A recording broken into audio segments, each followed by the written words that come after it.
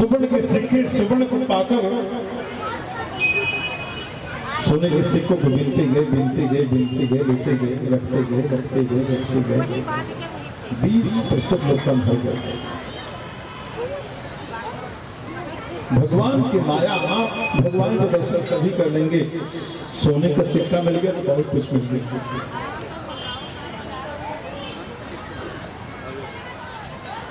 राजा सुखेंद्र मस्ती में भगवान का भर्सना करते जा रहे हैं।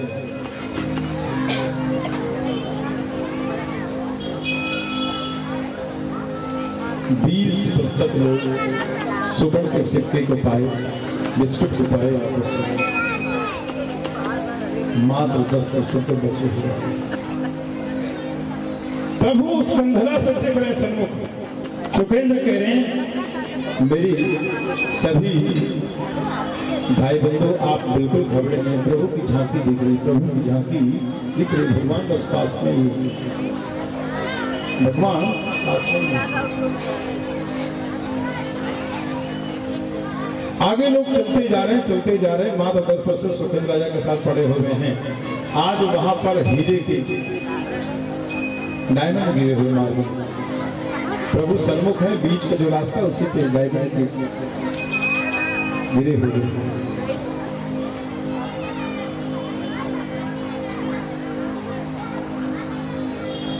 आज उसमें से भी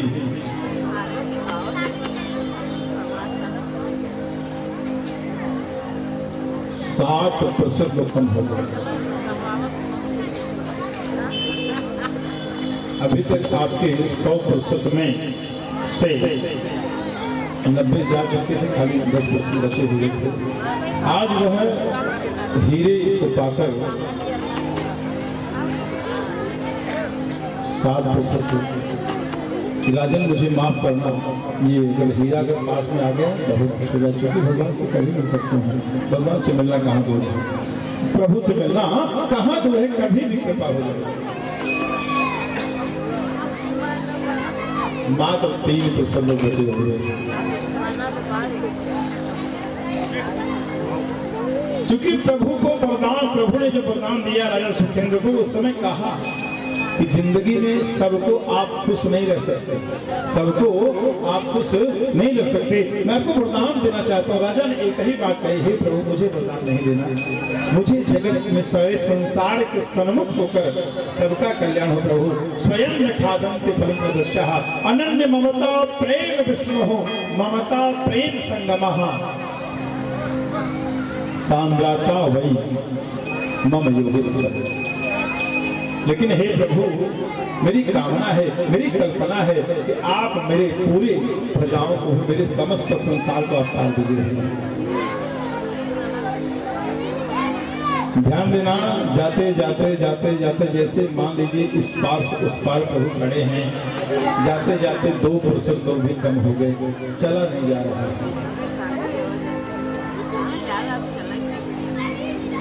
प्रभु सामने खड़े हो गए हैं। मात राजा सुखेंद्र भी सन्मुख में है। भगवान देखकर मुस्कुरा गए, प्रभु देखकर मुस्कुरा गए कि राजन मैंने आपसे पहले कहा था इस संसार के सभी लोगों को भगवत शरणागति इतना सुलभ नहीं है, लेकिन आपने कहा प्रभु मुझे वरदान नहीं दीजिए, मैं अपने पूरे जगत को मैं सोचूं, सबको मैं धारण कर दूं। उसी प्रकार आज भगवान राम की कृपा हुई है। ये भागवत जी की कथा सत्संग में आना गोविंद की कृपा होगी, मेरे पूर्वजों का आशीर्वाद होगा, तब हम पहुंचेंगे। भागवत जी का यही कर्म है, यही संसार का है। मेरे भक्तों, जिंदगी में हम लोगों ने कल के लिए कभी कुछ छोड़ना नहीं चाहिए। ध्यान देना, हमने पहले दिवस की कथा में कह दिया कि हम लोग बड़भागी हैं, बड़े सौभाग्यशाली हैं कि 11 दिनों के लिए हम लोग तत्पर हो चुके हैं। ठाकुर जी से तार जुड़ गया है। चाहकर भी कोई भगवान भी चाहे विफल हो सकते हैं। हम आ रहे, हमारे आपके ऊपर भगवत की शरणागति, भगवत की कृपा हो चुकी है और यहाँ पर बाल बाका किसी को हो नहीं सकता। आज देखिए 2022 वर्ष हम लोगों ने कथा क्रम में ही बिताए हुए हैं। आज नववर्ष मंगल कामना आप सभी को लाख लाख बधाई हो। ऐसे आपका जीवन भागवत जी के प्रति ही समर्पण। सत्राजित नाम के राजा है। सुखदेव मुनि के बड़ा सुंदर सा वर्णन कर रहे हैं। इनके पास एक मणि है,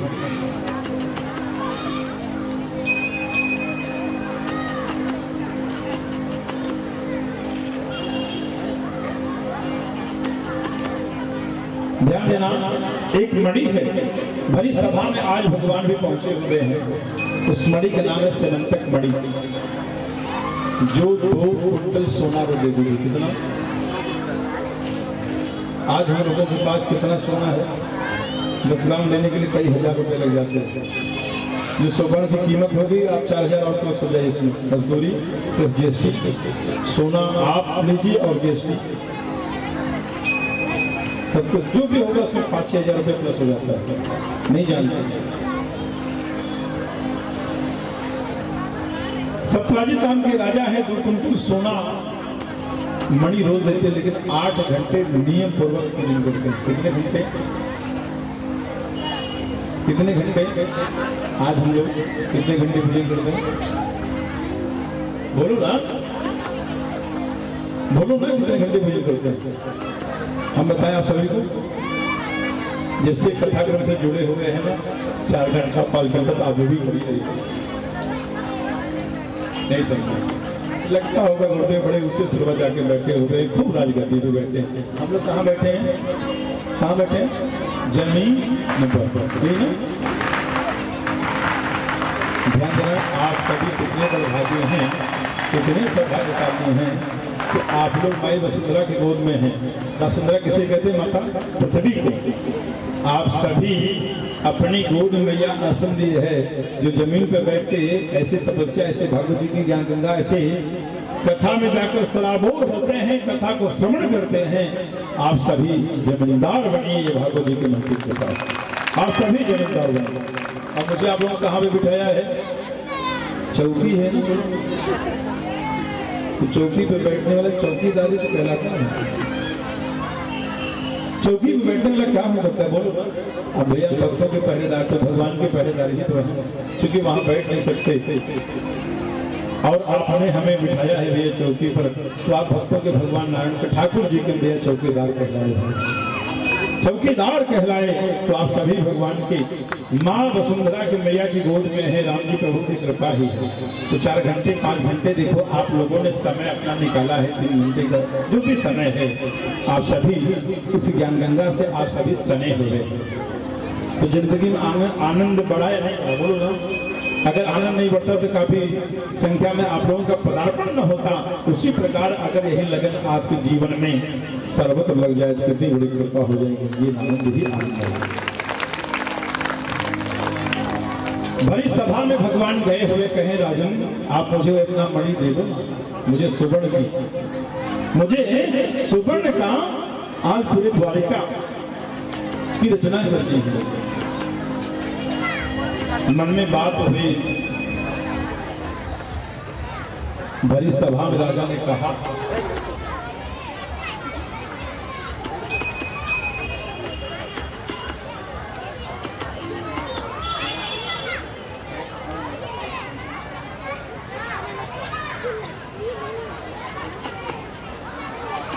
सत्राजित नाम के राजा के मन में होगा, आज इस भरी सभा में किसी की दृष्टि मेरे सेनंतक मणि पे नहीं गई। ये कैसा राजा है? इसका कल्पना में सुनते चरित्र चोरवा बनकर आया हुआ है। ये चोर है, ऐसी चोरी करने की आदत नहीं गई। जय जय राधा रमण हरि, जय जय नवल किशोर, जय जय गोपी चित चोर प्रभु, जय जय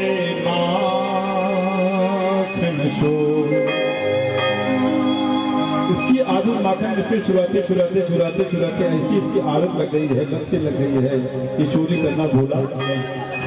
ध्यान देना, जब समाज में किसी व्यक्ति का अपमान होता है ना, वो ऐसा जखम बन जाता है, जल्दी भरता है। ससुर का मार लगा हुआ जखम भर जाता है, लेकिन वाणी का मार लगा हुआ जल्दी नहीं भरता है। कब तक नहीं भरता? जब तक शरीर से प्राण निछाव नहीं होगा, तब तक वह जखम ताजा बनाता है। इसलिए जिंदगी में वाणी को इतना मिठास बनाओ, इतना मिठास बनाओ, इतना मिठास बनाओ कि बिना शक्कर डाले ही मीठा बना रहे, तो शक्कर की जरूरत ना पड़े। ऐसी अपनी विधि बनाइए, ऐसे अपने आदत से आप कभी डालिए। उसी प्रकार भरी सभा में उन्होंने कहा कि आपने समंतक मणि दे दो।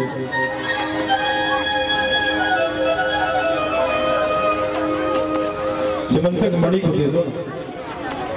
आज वहां पर भरी सभा में द्वारिकाधीश का आज वहां पर प्राण हुआ है कि कुछ भी हो जाए आपको मणि नहीं देने वाला है।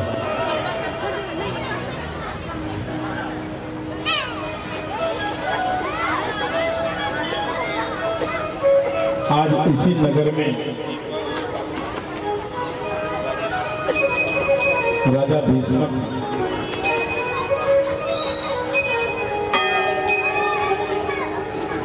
राजा भीष्मको नमः।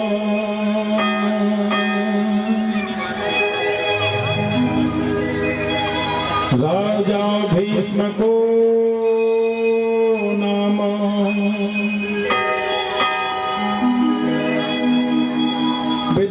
विदर्भाधिपति महान् संसतं चाभवन्तस्य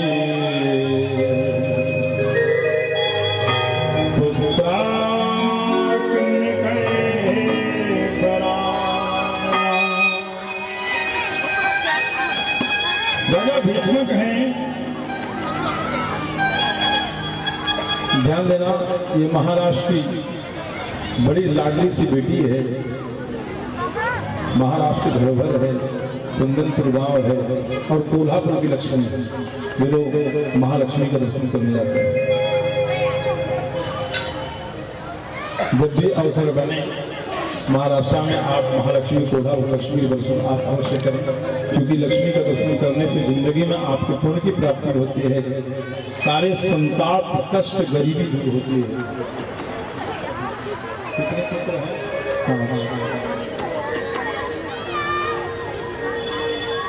उन पुत्रों में उन्हें उतना आनंद नहीं आया।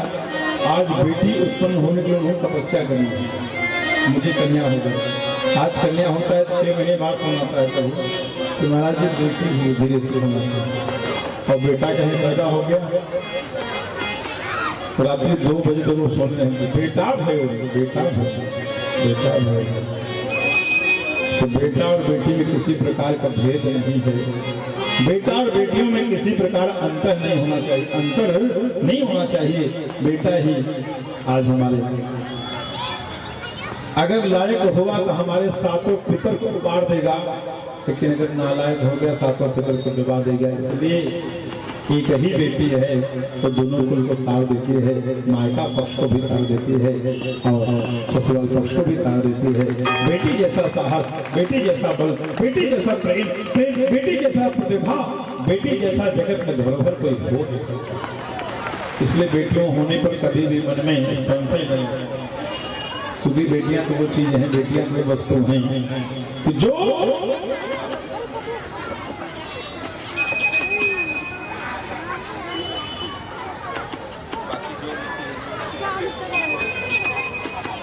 बेटी होने पर किसी प्रकार का कभी मन में संशय नहीं रखना चाहिए। आज राजा भीष्मक ने यज्ञ किया है, इससे साक्षात भगवान हरि की कृपा है, जो तपस्या के बल पे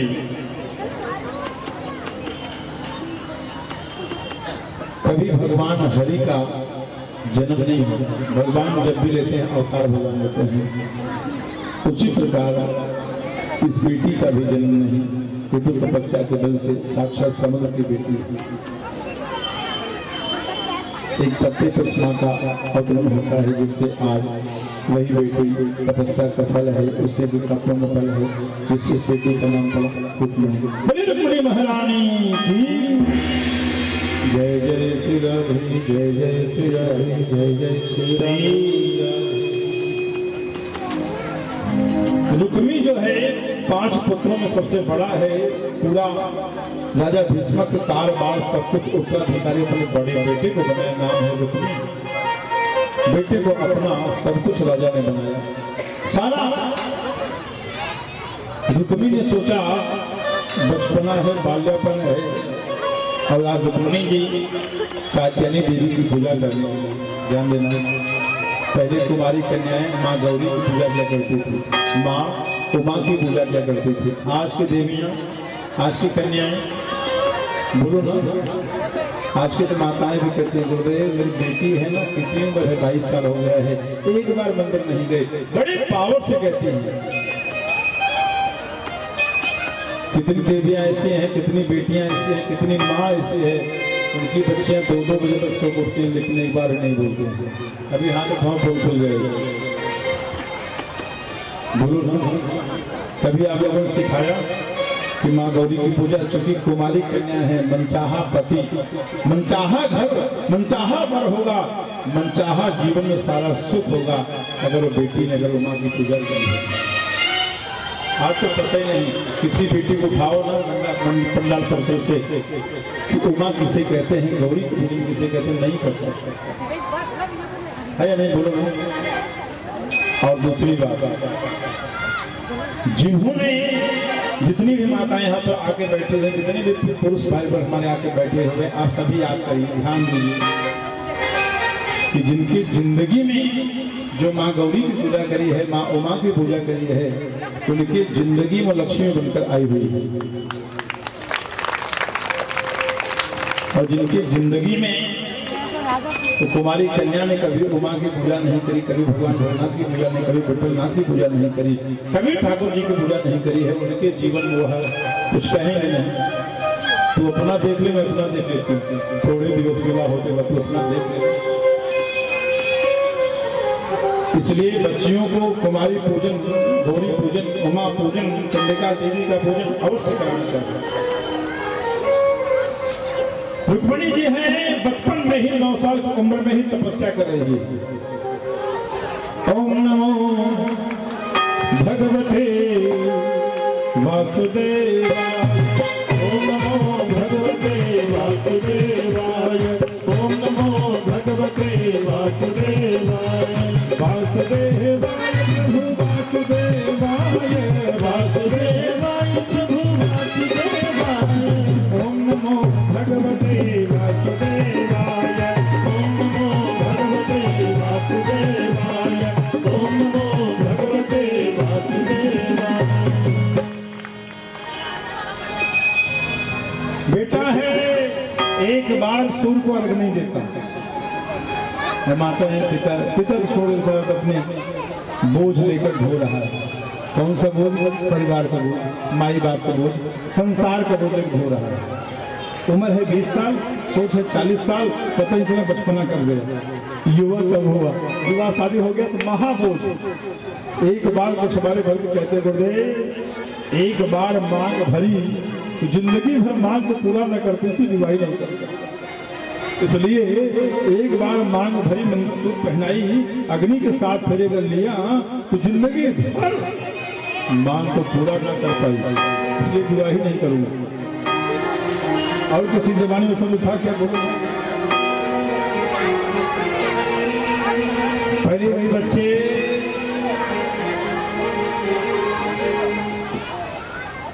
पढ़ाई करते थे, सोच कमजोर थी, और पढ़ लिख कर जो कुछ कमा के लाते थे माई बाप को दे देते थे। आज तो शिक्षा पूर्ण करते करते लगभग 20-22 साल 23 साल चले गए, और शिक्षा पूर्ण हुआ तो फिर भैया दूध देने लगी, थोड़ा सा सैलरी पगार पैकेज बन गया, पैकेज बन गया तो 10 साल विवाह लेट हो गया। उम्र कितनी हो गई? 22 साल और 10 साल मान लीजिए, 8 साल तो मान ही लीजिए कि कमाने के बाद कम से कम उम्र लगभग 35 साल हो गई। 35 साल के बाद शास्त्र कहता है, भागवत जी में स्पष्ट लिखा है, जो विवाह 35-36 साल के बाद विवाह होगा, उस विवाह में संतति होने में 50% विलंब होगा। दोनों उठा देते हैं ठाकुर जी, इसमें संतान होने में विलंब होगा। आज आप बताएं, दुनिया में सारा धन, सारा वैभव, सब कुछ राज आपको मिल गया, लेकिन संपत्ति कहाँ से लाएंगे? 40-40 सालों में विवाह कर रहे हैं, और जिंदगी कितनी बची बोलो ना। कितना उम्र है? 100 साल, 200 साल, 500 साल, बोलो ना। 100 साल में लोग नहीं चल रहे हैं। 70 साल से 100 साल के वाले बैठे हो गए हैं और 20 साल से 45 साल वाले लोग इस दुनिया में मर रहे हैं। सोचो क्योंकि अच्छा गाड़ी, अच्छा लोकेशन, अच्छा पढ़ाई, अच्छी शिक्षा, अच्छी प्रतिष्ठा, नौकर चाकर, गाड़ी घोड़ा, बंगला, मकान, रुपया पैसा सब कुछ चाहिए। धर्म नहीं चाहिए, साधु संत नहीं चाहिए, माई बाप नहीं चाहिए। कालम ज्ञान है तबे माता पिता का आशीर्वाद होगा, गुरु का आशीर्वाद होगा, भगवान का आशीर्वाद होगा। एक बार दुर्घटना भी होना होगा तो आपका आशीर्वाद आपको दीर्घायु बनाएगा, आपको लक्ष्मी की प्राप्ति होगी। आप जीवन से करना किसी प्रकार का आपकी जिंदगी में आघात नहीं होगा। कितनी देवियां अपने बच्चों से सूर्य दिलवाते जरा हाथ उठाए। कितनी माताएं हैं ऐसे अपने बेटे से, अपने बेटे से, अपनी बेटी से झूठ हाथ नहीं उठाना। कितने भाई लोग ऐसे हैं जो अपने बच्चों से एक लोटा जल भगवान सूर्य दिलवा जरा हाथ उठाए थे। हमारे भारत देश की धरोहर धन्य हो मां, आप सभी को साक्षात लक्ष्मी कहा गया है। लक्ष्मी को कभी कोई पैसे से पाया क्या? बोलो। लेकिन जो नहीं पाया हो ना, एक बार हमारे पंडाल दर्शन आवे ना, आप सभी देवियों के दर्शन करके मन मुक्त हो जाएगा। ये लाली बात। तो आप सभी के बच्चे भगवान सूर्य को जल नहीं देते, यही ना?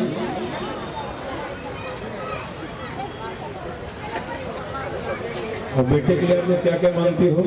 भगवान गाड़ी दे दो, बंगला दे दो, रुपया दे दो, सोना दे दो, पति को 9 लाख का बनवा दो, यही ना? बोलो ना, बोलो। अच्छा घर दे दो, अच्छी शिक्षा दे दो, पढ़ाई दे दो, मांगते हैं। सब छोड़ो। कितने देवियां ऐसी हैं जो भगवान सूर्य को जल देते हैं? वो हाथ उठाएं।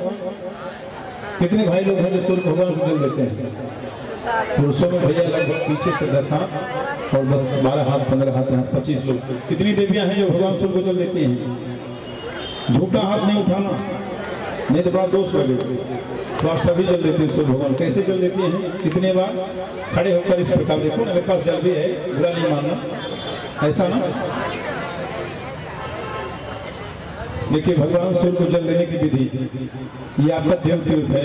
यहाँ से पहला मंत्र बड़ा है, आप लोग नहीं बोल पाएंगे। ओम सूर्याय नमः सबको याद है, किसी को याद करने की जरूरत नहीं।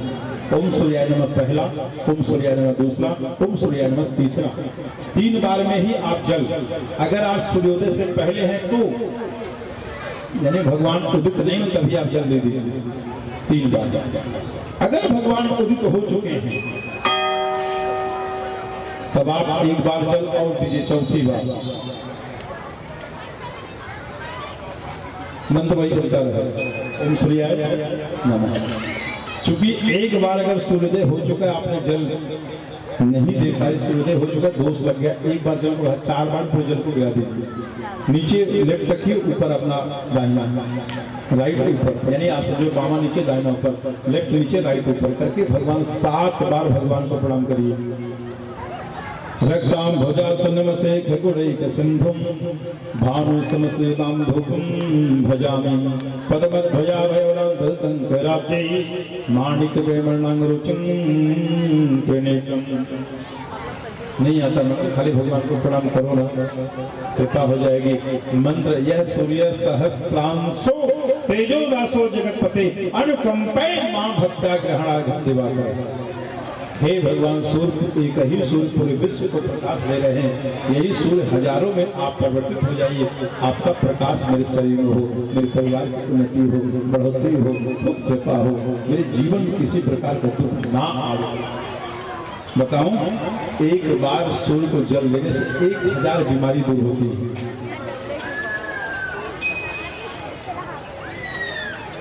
अब पूछ लो कितनी देवियां जल नहीं देती, एक भी हाथ नहीं उठने वाला, मुझे पता है। कितनी देवियां जो हाथ, जो सूर्य को जल नहीं दिया वो हाथ उठाए तो सभी लोग देखते। यही है, देखो ना, कई दिनों से अमृत की गाथा को श्रवण करते जा रहे, पान करते जा रहे, लेकिन हम लोग झूठ के साथ अभी तक नहीं आप लोगों ने दिया। देवी कोई बात नहीं, भूल गई, नहीं पता था, नहीं जाना, कोई बात नहीं, आज से देना चालू कर दो, ये बड़ी बात है, इसको पकड़ लिया। जब आप हमें अगर तप नहीं, जप नहीं, नियम नहीं, संयम है, अपने बच्चों को क्या शिक्षा देंगे? हमारे आगे आने वाली युवा पीढ़ी को क्या संदेश देंगे कि भगवान सूर्य कौन है, राम जी क्या है, भगवान कृष्ण क्या है, राम जी के कितने माई बाप हैं, भगवान कृष्ण कितने माई बाप, राम जी कितने भाई हैं, नहीं पता है। लाख लाख रुपए फीस भरते हैं, convent, Delhi board, CBSE board जाकर आप पढ़ाई करते हैं, लेकिन एक बार रामकृष्ण का नाम वहां लिया करते, बोलो ना। ललाट में चंदन नहीं, रक्षा अगर कंकड़ सूत्र होगा कटवा दिया जाता है भैया, गले में कोई अगर कंठी माला होगा दिलवा दी जाती है। भक्ति करने के 3 साधन, ध्यान देना। ललाट पर चंदन हो, हम आप हिंदू हैं, यहाँ पूजा का मात्र 3 पद्धति है, सुबह, दोपहर, शाम। सुबह प्रभात कालीन 4 बजे से 6 बजे तक लोगों ने माया है, संसार है, लिपट गए, नहीं उठे। 2 बजे तक लोग सोते ही हैं, 4 बजे उठेंगे क्यों? ध्यान देना। दूसरी संध्या 12 से 1:30 नहीं हो पाता, अपने बिजनेस, व्यापार, कार्य क्षेत्र गया। तीसरा संध्या बंदन का समय 5 से 7 नहीं हो पाएगा, नहीं 3 संध्या, कम से कम 2 संध्या तो हो। सुबह रात्रि 10 बजे, 11 बजे, 12 बजे, 2 बजे, जब भी आप आए जरूर नहा दो। क्या भगवान मंदिर में आप झुको ना, नमन करने में, भजन करने में, भजन करने में क्या चाह रहा है? ट्रेन में बैठो, फैक्ट्री में जा रहे हो, कंपनी में जा रहे हो, गाड़ी में जा रहे हो, बस में जा रहे हैं, कहीं भी जा रहे हैं, बाइक पे जा रहे हैं, राम नाम धुन लगाओ, कृष्ण कृष्ण धुन लगाओ, यही जीवन का सार है। लेकिन लोग नहीं, उसमें लोग ईयरफोन को डालकर अपना जीवन को नष्ट कर रहे हैं। कोई विपत्ति नजर आने वाली होगी, अगर आपने राम नाम का अगर अमृत आपने पान किया होगा तो विपत्ति टल जाएगी। संपदा को ठाकुर जी आपको। दूसरा, संध्या भी गई, तीसरी संध्या का पता ही नहीं, तीसरी संध्या का पता ही नहीं। उसमें बहुत वेद नहीं चाहिए, बहुत पुराण नहीं चाहिए, बड़ी बलिता नहीं चाहिए, बड़ी योग्यता नहीं चाहिए, बड़ी योग्यता नहीं चाहिए। भगवान को भजन, भगवान की भक्ति, भगवान की करुणा को पाने के लिए आपको स्वरूप की जरूरत नहीं है, आपके आभूषण की जरूरत नहीं है, आपके धन रुपए पैसे की जरूरत नहीं है। आप भगवान की भक्ति पाने के लिए मात्र आपके संयम की जरूरत है, आपको भक्ति माता की जरूरत है। इसलिए भक्ति को आप भक्ति किस प्रकार है, कहाँ पे जाकर मिला दिया है? भक्ति पैसे से भी नहीं बिक रही है। धन्यवाद। पधारे हमारे बाबा जी, पधारे। इस प्रकार की भक्ति हो, ऐसी कृपा हो, ऐसी करुणा हो, ऐसी काया हो, नहीं अगर 2 भी हो, कम से कम 24 घंटे एक। अब उसमें भगवान ने भी नहीं कहा कि एक भी इतना समय, एक घड़ी, आधी घड़ी, आधी घड़ी पुण्य, तुलसी साधु संगत को हरे अपराध, यानी 2 मिनट 2 सेकंड की भक्ति महापुण्य। आप उससे वंचित, उससे आप वंचित ना रहें, उससे आप किसी प्रकार ध्यान देना। आज हमारे भंसावली में हिंदू सनातन धर्म के समस्त मेरे भाई बंधु, मेरी देवियां, मेरी माँ, 3 प्रकार की संध्या है। 4 ही वर्ण है, ब्राह्मण वर्ण है, क्षत्रिय वंश है, वैश्वाई परिवार है, व्यवसायी परिवार से वैश्य से कहा गया है। 4था वर्ण है शूद्र। ये चारों इस वर्ण की संज्ञा हम दे चुके हैं, इसलिए इस बात, इस कथा पे दोहराएंगे नहीं, क्योंकि इसकी कथा आप लोगों हमने सुना चुके हैं। फिर भी एक ही पल में बताई तो मन में संशय हो जाएगा। ये चारों स्वरूप भगवान हरि के शरीर से सबकी उत्पत्ति हुई है। धर्म रक्षित रक्षित है। अगर ठाकुर वंश में होता, ये सिंह परिवार में होता, इस दुनिया में कोई यज्ञ नहीं होता, धर्म कोई होता ही नहीं। व्यवसायी परिवार हमारा कितना भी धन आ जाए कभी उबाल नहीं आता, लेकिन जो राम जी के जो पानी आ गया ना, तो पहला आघात गिरावट करेंगे। चौथा है शूद्र परिवार। शूद्र है सेवा। सेवा शरीर को चाहे 50 किलो रखो अथवा 140 किलो रखो, भाई शूद्र सेवा तो कमल नीचे विभाग उसी पैर को भी शूद्र कहा गया। ब्राह्मणों ने संस्कृति में रखा है, जीवा पर लक्ष्मी का दबा कर रखा है चरणों से, संत गुरुजन को माता पिता अतिथि को प्रणाम करने से पुण्य की प्राप्ति होती है। बड़ी बात नहीं, लेकिन हमारे आपके आगे आने वाली युवा पीढ़ी के दिल में, दिमाग में हमारे सनातन के प्रति, हमारे संस्कृति के प्रति, हमारे जीवन में धर्म के प्रति बच्चों के दिल में आस्था होनी भी चाहिए। इस सौगंध को लेना होगा, इसे आज अपनाना होगा, ताकि हमारा आपका जीवन, आज के माई बाप, आज के अतिथि, आज के कभी किसी प्रकार के अनाथ आश्रम में जाने की कोई ऐसा समागम ना बने, आपका घर ही वैकुंठ हो जाए, आपके परिवार ही वैकुंठ बन जाए। इस प्रकार की विधि को भाग्य जिसे ग्रहण करना होगा। उसी प्रकार राजा भीष्म के मन में होगा कि मेरी बेटी का जो पति होगा द्वारकाधीश का राजा होगा। भैया 9 वर्ष की उम्र में ही तपस्या करने चलेगी। आज 9 साल की बेटी जा रही है, 9 साल की बेटी क्या कहें। यानी हमारे यहाँ के बच्चों को पास भगवान श्री गणपति की पूजन होती है, बच्चों के पास आरती गाने का भी सामर्थ्य नहीं। ब्राह्मण ने आओ तो आरती पूरा ना होगा, बोलो ना, बोलो ना। प्रश्न हमारे आपके बच्चे सीखते छोड़ दो, संसार के बच्चे गति को नहीं पकड़ने, इस बात को पकड़ लो। एक गणपति की आरती होती है, बच्चे नहीं कर पाते। एक भगवान श्री की कथा होती है, भगवान की कथा आरती नहीं गा पाते। ब्राह्मण ना हो तो आरती पूरा ना होगा, लेकिन लोग भी सोचते हैं ब्राह्मण का यह पैसा पाएगा, बात वहां दक्षिणा कभी 3 साल का बच्चा होगा, मुसलमान का बच्चा होगा तो जाता है नमाज पढ़ने 5 बार 3 भगवते नहीं। आप क्रिश्चियों में जाए, ईसाइयों में जाए, सिख में जाए, देखिए ना, रातों रात मंदिर नहीं बनता है, लेकिन रातों रात मस्जिद खड़ी हो जाती है। आप सनातन का है 10 रुपए मांगने की बात है ना, लोग कहते हैं देखो महाराज जी आए चंदा मांगने, क्या मांगने, आपकी विपत्ति को मांगने आए हैं। जिंदगी में आपका सबसे बड़ा कोई कल्याण की कामना, अगर जिंदगी में आपको 12 अगर कोई चाहता है, आपके जीवन से, आपकी कमाई से 1 रुपया भी अगर इस भागवत जैसे धर्म अगर लावे, खर्च कर देवे, भगवान की बड़ी कृपा हो जाए, आपकी विपत्ति दूर हो गई, सुख संपदा के रूप में आपके जीवन में ठाकुर जी आके विराजे, राम जी प्रभु आके विराजेंगे, मैया सीता आपके जीवन में आके विराजेंगे। रुक्मी है बड़े बहन की सगाई, शिशुपाल गंधर्व के साथ होने के लिए सगाई, ध्यान देना।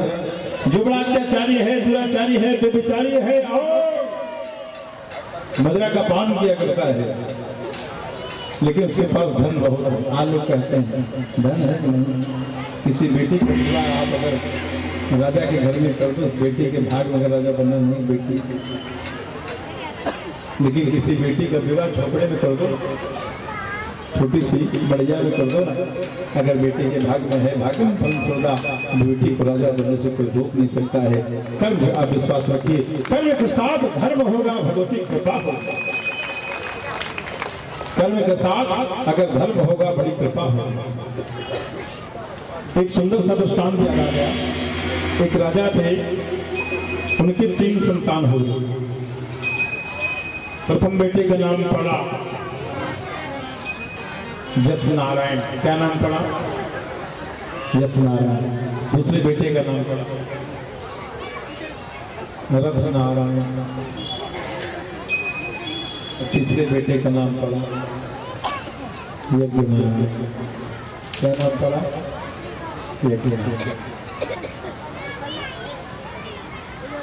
दोनों बेटे पर बहुत सेठ जी बहुत गुमान करते थे। बेटा नारायण जी पिताजी, जी पिताजी, जी पिताजी। दूसरे बेटे को नारायण जी पिताजी। ध्यान देना, कुछ संतति भी होती है आपको दुख देने की। ये संतान पैदा हो जाना, संसार में आपको सुख पाना, ये बड़े भाग्य की बात है।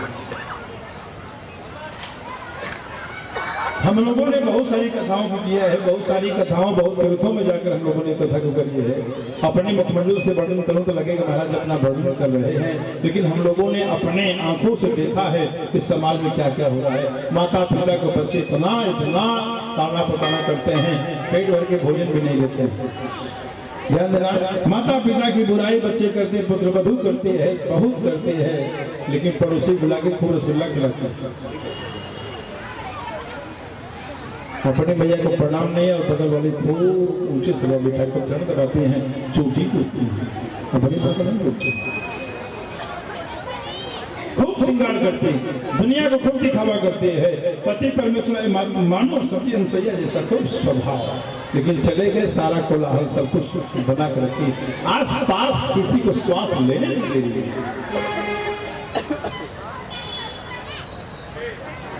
उसी प्रकार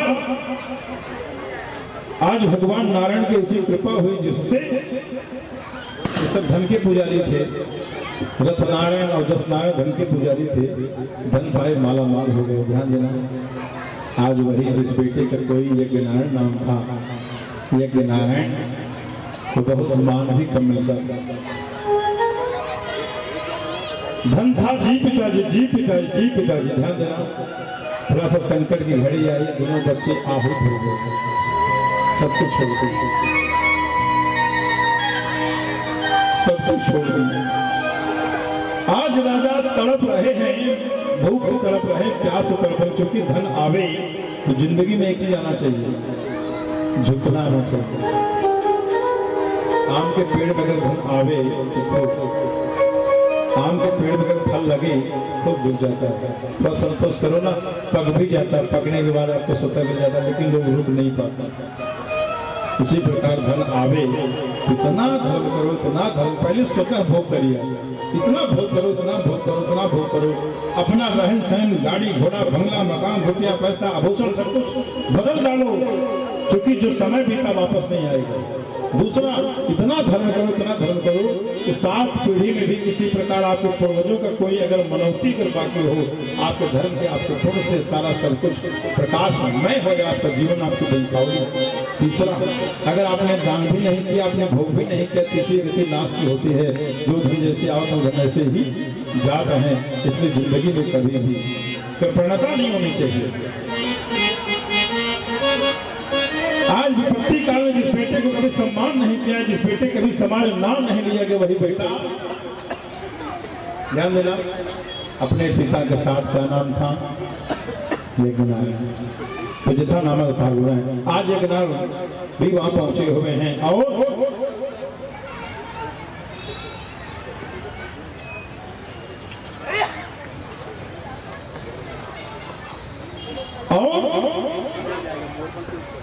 तुरंत उन्होंने विपत्ति काल के समय में, यानी आप जान लीजिए कि जिह्वा से, मुखवाणी से, बंधन से यज्ञ नारायण निकला भी नहीं, वह बेटा तत्पर हो गया। एक ही बेटा मेरे भक्तों, मेरे कहने का एक ही पुत्र हो, लायक हो, सवर्ण जैसा हो, हमको जीवन सारे सुख को वार देवे, ऐसा पुत्र कभी नहीं आपको। आइए छोटे से भजन के यात्रा को करता हूँ, मात्र एक भजन से। सांवरा मेरा सांवरा, वो मेरा सांवरा, मेरा सांवरा,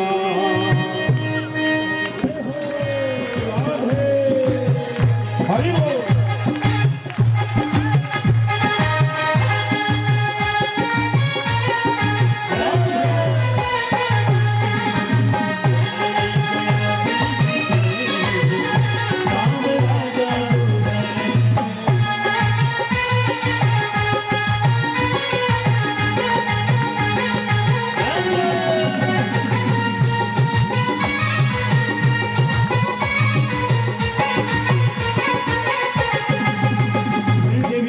वही लोग खड़े होंगे जो महाराज लीला में सबको सहभागी होना होगा। बाकी देवियां बैठ जाएं, सभी लोग 2 हाथ भाएं, मस्ती में 2 हाथ भाएं, सही देवियां को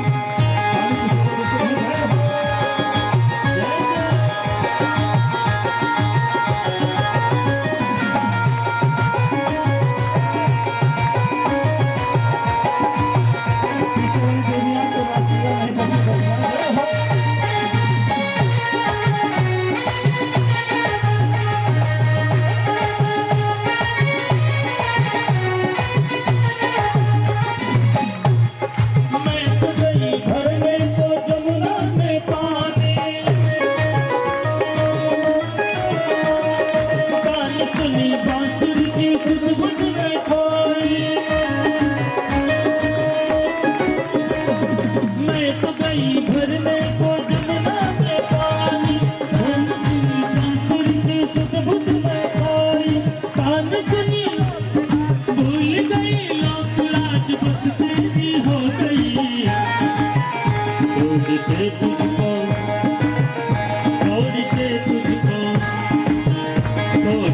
तुझको जाऊं किधर, हम राजा तुझे छोड़ कर तुझको जाऊं किधर, हम राजा तुझे तुझने गया दिल बिगड़, हम राजा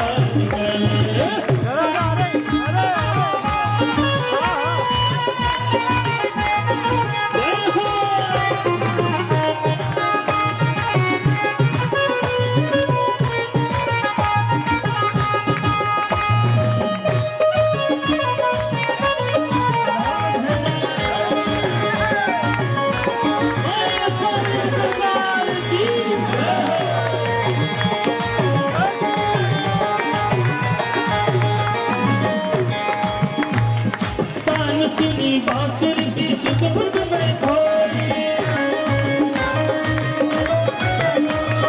भूल गई लोक लाज बस तेरी हो गई।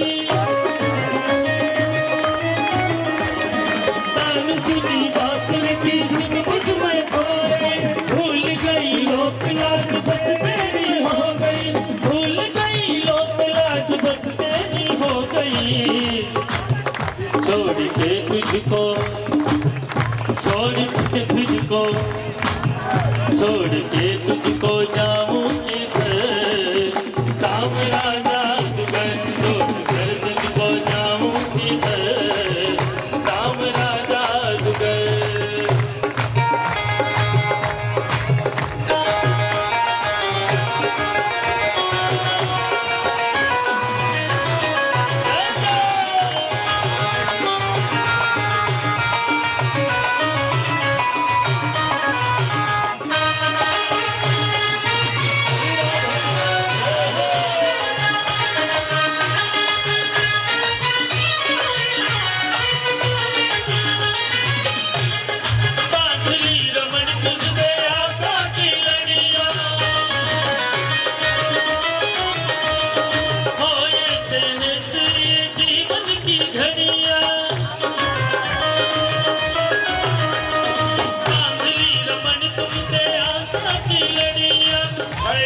तमन्ना से जीवन की घड़ियां, यही तमन्ना से जीवन की घड़ियां, तेरे चरणों में तेरे चरणों में तेरे चरणों में गाए गुजर, सावरा जादूगर तेरे चरणों में गाओ गुजर, सावरा जादूगर बदले गया दिल बिगड़, सावरा जादूगर।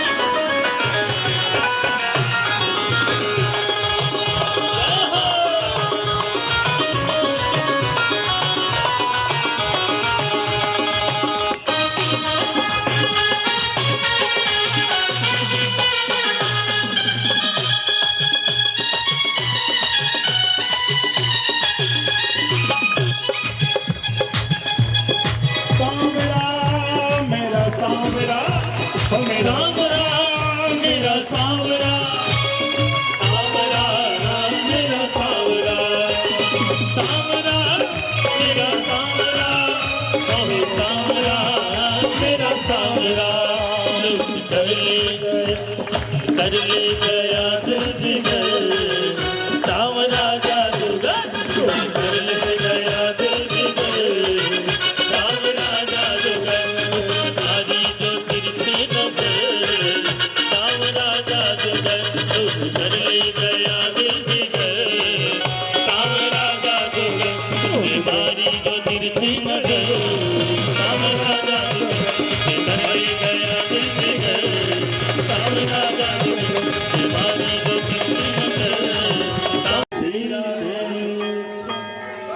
सभी देवियां सभी भक्त अपने आसन पर आसीन हो, इसी प्रकार को लाहल ना हो। राजा भीष्मक ने अपनी बेटी की सगाई, खानदान और विवाह सब कुछ मान बैठा है। वैसे द्वारिकाधीश के साथ जो बड़ा बेटा है सगाई भी करवा। जब बड़े बच्चे सन्मत हो जाएं और समझदार हो जाएं तो बच्चों की राय लेना चाहिए, लेकिन इतना भी नहीं छोड़ देना चाहिए कि पिता के माता के अधिकार को भी खोए, ऐसा नहीं है। क्योंकि सर्वश्रेष्ठ हमारे बुजुर्ग, सर्वश्रेष्ठ हमारे माता पिता हैं, सर्वश्रेष्ठ हमारे अग्रज का भाव, अग्रज का तालमेल, उनका आशीर्वाद, उनके बगैर कोई काम नहीं करना चाहिए।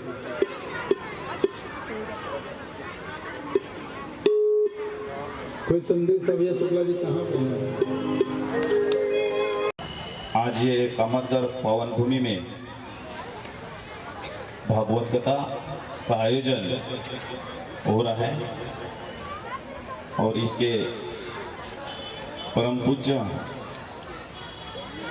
काशी स्थित श्रीकांत जी महाराज यहाँ पर आज भागवत कथा का निवेदन और कथा आपको सूचित करते हैं और उनके माध्यम से ये भिवंडी में कामतगढ़ स्थित पावन भूमि में कथा हो रही है। जब इससे चालू हुआ है तभी से मैं इस भागवत कथा में शामिल रहता हूँ। कुछ वक्त हम दे पाते हैं और बहुत अच्छा लगता है जब इधर आते हैं तब। उसका वजह यह है कि आज कंप्यूटर के युग में, मोबाइल के युग में सभी लोग 4-4 घंटा टाइम निकालते हैं। ये सबसे बड़ी बात है, बहुत अच्छी बात है। जैसे अभी श्रीकांत जी महाराज जी ने बताया कि मुस्लिम लोगों के बच्चे 5 बार नमाज पढ़ते हैं, सत्य है। लेकिन हमारे हिंदुओं में बच्चों को 24 साल तक मालूम नहीं रहता है घर में मंदिर है, बाजू में मंदिर है, ये पता नहीं रहता है। और ये सत्य है, लेकिन ये सत्य को अपने को बदलना है और बदलने के लिए श्रीकांत जी महाराज जैसे पुरुष, महापुरुष अपने हिंदुस्तान में तैयार होना चाहिए और इनके माध्यम से सभी लोग हिंदू को आगे बढ़ाना चाहिए, मंदिर में जाना चाहिए। सभी को काम धंधा रहता है, बिना काम का दुनिया चलती नहीं है, लेकिन अपने को हिंदू समझ के हिंदुस्तान में रहना है तो अपने को भगवान की पूजा जरूर करना चाहिए और अपने को सभी को टाइम देना चाहिए। अभी महाराज जी ने, मैं यहाँ सामने बैठा था तो कथा में उन्होंने कहा था कि हर प्रोग्राम करने के लिए आज के तारीख में पैसा लगता है, सत्य है। लेकिन मुझे ये कहना है सभी को इस माध्यम से कि अपन जितना कमाते उसमें कुछ हिस्सा अपन भगवान के देते तो उसका पुण्य सभी अपने को ही लगता है, ये ध्यान में रखना है। हर आदमी ने कभी भी हाथ ऊपर रखने से कभी कम नहीं होता है, लेकिन हाथ नीचे रखने से बहुत कुछ कम होता है, ये सभी लोगों ने ध्यान रखना है। और जितने भी आयोजक हैं, ये आयोजक अपना काम छोड़ के ऐसे प्रोग्राम बनाते हैं और उनको धन्यवाद देता हूँ कि उन्होंने अपना अमूल्य टाइम इस ऐसे प्रोग्राम में दिया है। और इन लोगों को ताकत हमारे जैसे लोगों ने, आपके जैसे लोगों ने देना चाहिए, पैसे से रूप में, धन के रूप से या सभी को वक्त के रूप से। इसीलिए मैं आज ये माध्यम से मुझे ये दो बोलने का जो मौका मिला तो ये मौके का फायदा मेरे जैसे आदमी में लेना चाहिए, आपके लोगों ने भी लेना चाहिए। कि मेरे पास कितना भी पैसा रहेगा, मेरे पास कितना भी धन है, लेकिन मैं भागवत कथा नहीं रख सकता हूँ, मैं भागवत कथा में बैठ नहीं सकता हूँ। इसीलिए जिसके पास पैसा है, जिसके पास टाइम है, जिस तरीके से जो देना चाहते हैं भगवान के लिए वो आप दे दीजिए और हर एक आदमी को आप प्रोत्साहित करना चाहिए। तो मैं ये आज के ये इस माध्यम से, इस स्टेज से यही सभी को गुजारिश है कि हर एक आदमी ने अपने अपने तरीके से सभी को भगवान को नतमस्तक होके सभी ने अपने अपने तरफ से मदद करना चाहिए। और ये हिंदू का जो भगवान के बारे में जो सोच है उसको आगे बरकरार रहना चाहिए, ये मैं कहना चाहता हूँ। और आज इस माध्यम से यहाँ पर दोनों पिता पुत्र है, एक पिता के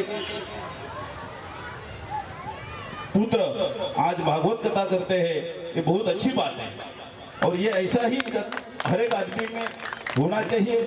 आज उनके बाजू में पिता उनके खड़े हैं और उनको प्रोत्साहित कर रहे हैं, ये आज के तारीख में होना चाहिए। गुरुजी मेरा टाइम रहेगा तो मैं यही कहना चाहता हूँ कि जैसा महाराज जी आपने बताया कि हर एक आदमी को अपने घर में कितना मेंबर है, कितना आदमी गुजर गए पता नहीं रहता है। लेकिन मैं एक जगह पे गया था श्राद्ध के प्रोग्राम में, वहां पर मुझे महसूस हुआ, जिस आदमी बैठा था उसी को ब्राह्मण ने पूछा कि बाबा तेरा दादाजी का नाम बताओ, लेकिन आज की तारीख में वो दादाजी का नाम बता नहीं पाया। तो ये हकीकत हिंदुओं में है। इसलिए जैसा भागवत कथा में अभी कहा था कि ये सभी शिक्षण पढ़ाई अपने को अपने माता पिता से बच्चों को देना चाहिए, और वो आप जरूर दीजिए, उसे अपना भाग्य ही बदल जाएगा, अपना पुण्य ही अपने को मिलेगा। ये मैं आज इस माध्यम से आपको सबको कहना चाहता हूँ। आज भागवत कथा के जितने भी स्वयं सेवक हैं उन्होंने ये प्रोग्राम अच्छा अटेंड किया है, उसके लिए उनको भी मैं मेरी तरफ से धन्यवाद देता हूँ। और भागवत कथा में हमारे महाराज जी श्रीकांत जी महाराज जी ये हमेशा इतना टाइम देते हैं, बहुत अच्छा कथा देते हैं, बहुत अच्छा प्रवचन देते हैं। उनके लिए मेरे तरफ से मैं उनको धन्यवाद ही कर सकता हूँ। इसीलिए आपका आशीर्वाद हमारे जैसे सभी कामकर वासियों के ऊपर बना रहे, यही मैं आपको इस माध्यम से कहना चाहता हूँ। और हमेशा हर साल ये प्रोग्राम कामतगर में होगा, इसकी हम जरूर आपको सहायता करेंगे, और जब तक हम लोग यहाँ पर है तब तक आपको जरूर सहायता करेंगे, ये आश्वासित करता हूँ। और कामतगर वासियों की तरफ से मैं आप सभी को भागवत कथा का नतमस्तक होता हूँ। और आज नया साल है, और नया साल की वजह से सभी को हैप्पी न्यू ईयर। धन्यवाद।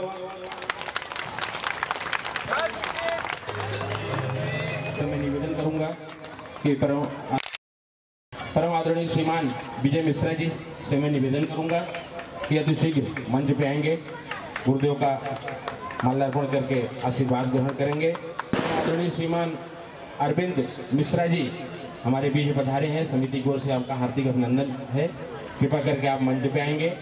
परम आदरणीय श्रीमान रिपुसूदन दुबे जी, परम आदरणीय श्रीमान अरुण तिवारी जी, परम आदरणीय श्रीमान ओम प्रकाश तिवारी जी, परम आदरणीय श्रीमान जी शैलेश मिश्रा जी, परम आदरणीय श्रीमान जी नंदलाल केसरवानी जी, परम आदरणीय श्रीमान जी दीनानाथ यादव जी, परम आदरणीय श्रीमान जी निवास सिंह जी, परम आदरणीय